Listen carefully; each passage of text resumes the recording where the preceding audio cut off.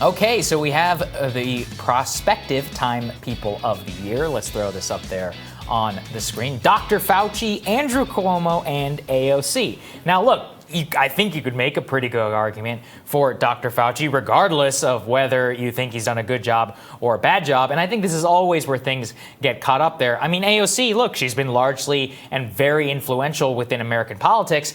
But the way I've always seen it, Ryan, is that in order to be Time Person of the Year, it's not like a moral judgment. It's just like who had the most impact on how we all live as Americans. And it's crazy to me, once again, that Andrew Cuomo is getting elevated to this position within that framework after winning the international Emmy, whatever the hell that is. I mean, this guy is getting plaudits from all over the sun. He's already written a book about how he's conquered coronavirus, even though, you know, there's a massive outbreak across the country already, and still some more within New York State. And not to mention, you know, that whole thing that happened with thousands of elderly people under his watch. Once again, I'm not saying he intentionally pursued these policies which led to their death, but it was a huge screw up, and he hasn't accounted for it a single time, Ryan. And now he might be awarded Time Person of the Year. Would not shock me whatsoever if he got it.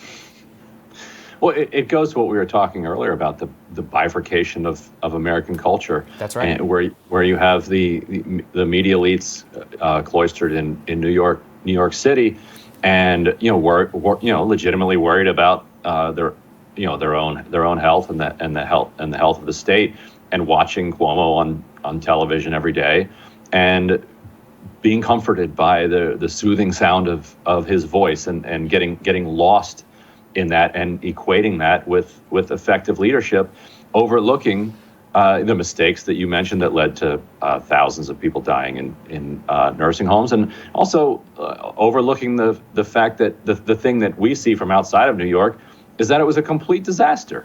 It was a debacle. Now, it was going to be difficult to handle no matter what. You've got people in close quarters in the city, but there are a lot of cities in the world that handled it a lot better than New York City did.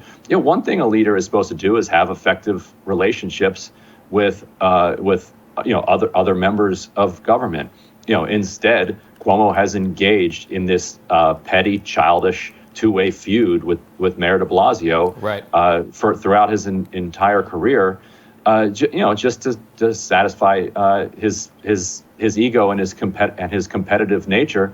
And as a result of that, you got a less effective response to the pandemic than you could have had in New York City.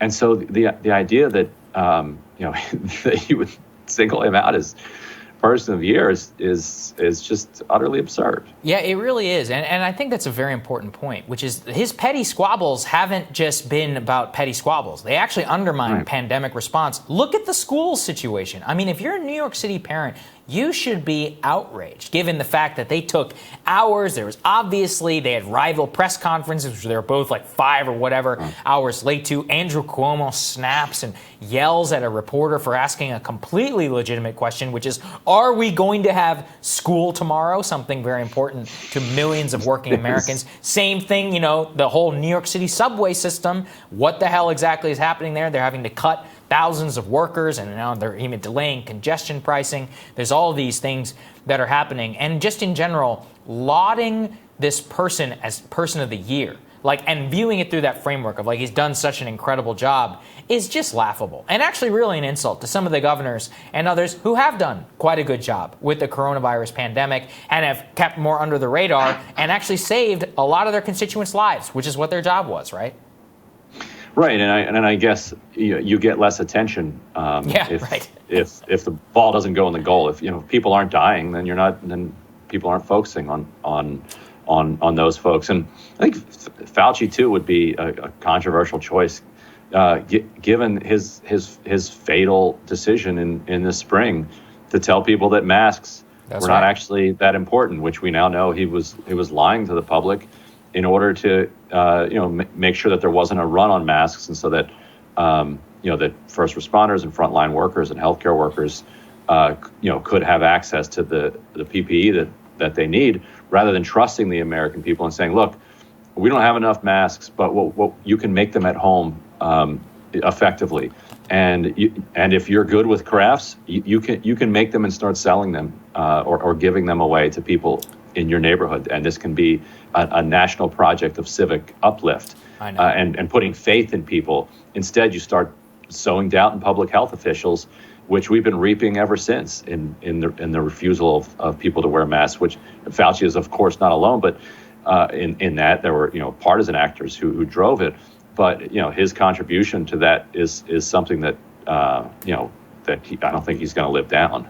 I completely agree with you there, Ryan. And you know what? It is completely egregious what they did with masks. I just don't think there's a question in my mind. I mean, it obviously is either Trump or Biden who is Person of the Year. I would argue it's probably Trump because, Biden basically just coasted to the presidency on the back of what Trump did. He's the single most consequential figure in the last year. You don't have to like it. Hitler was Person of the Year, right? But that's basically how I see it. Anyways, tomorrow on Rising, Ryan is going to be back with me to discuss the day's news. Please do not forget to hit the subscribe button so you don't miss any of our videos. Don't forget to like and share as well. And we will see you all tomorrow.